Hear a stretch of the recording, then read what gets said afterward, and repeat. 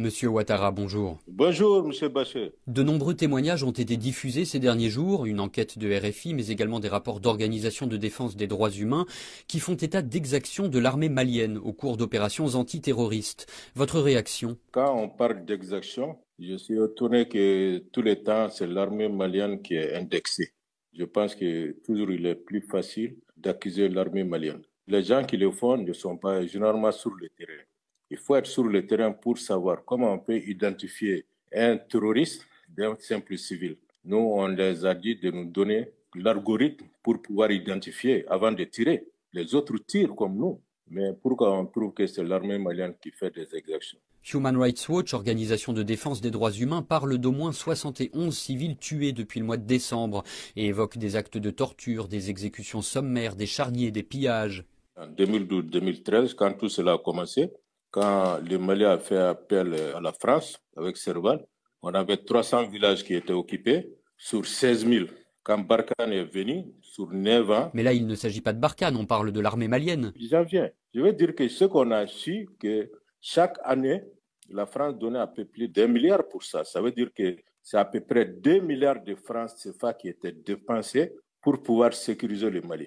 Sur 9 ans, voilà les résultats, 16 000 villages étaient occupés. Maintenant, en 4 mois, l'armée malienne, avec un peu de moyens, sur les 16 000 villages, on a libéré aujourd'hui 12 000 villages. Il y a plus de 80 000 déplacés qui ont regagné leur logement. Les résultats que l'armée malienne a pu avoir avec peu de moyens et voir que la France a dépensé chaque jour 2 000 milliards sur 3 204 jours, si vous prenez cela, il y a des gens qui ne veulent pas qu'on fasse un tel bilan.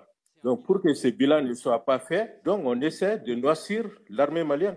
C'est un bilan contesté par de nombreuses sources, sécuritaires ou locales, qui estiment que des villages présentés comme libérés, par exemple Farabougou, ne le sont pas en réalité. Mais surtout, Monsieur Ouattara, cela ne change rien aux allégations d'exaction formulées par des Maliens et qui concernent des crimes commis contre des civils maliens.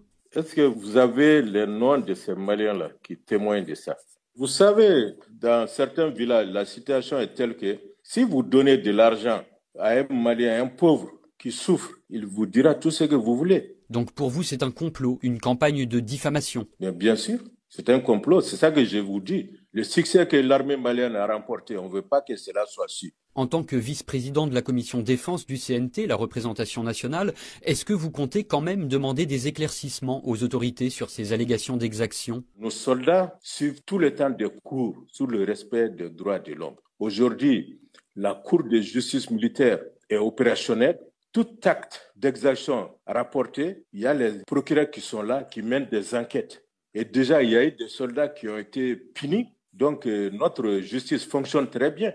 Au-delà des allégations d'exaction, les témoignages rapportés par RFI ou Human Rights Watch indiquent que les Russes qui sont aux côtés de l'armée malienne sont sur le terrain et qu'ils participent aux opérations de l'armée malienne. Ça, c'est de la manipulation pure et simple. Surtout, vous m'excusez, on parle sur RFI. Je parle avec vous, j'ai du respect pour vous. Mais pour moi, RFI n'a pas de crédibilité.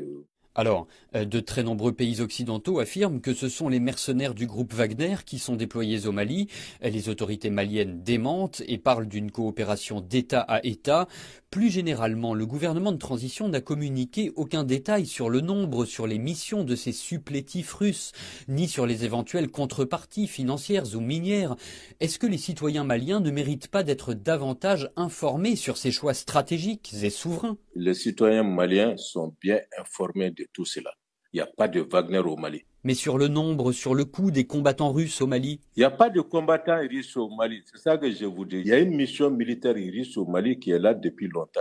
Et quand on achète, par exemple, les hélicos consorts, il y a des instructeurs qui viennent. Leur rôle s'arrête à apprendre à nos militaires comment manier certaines choses. Ils ne sont jamais sur le terrain.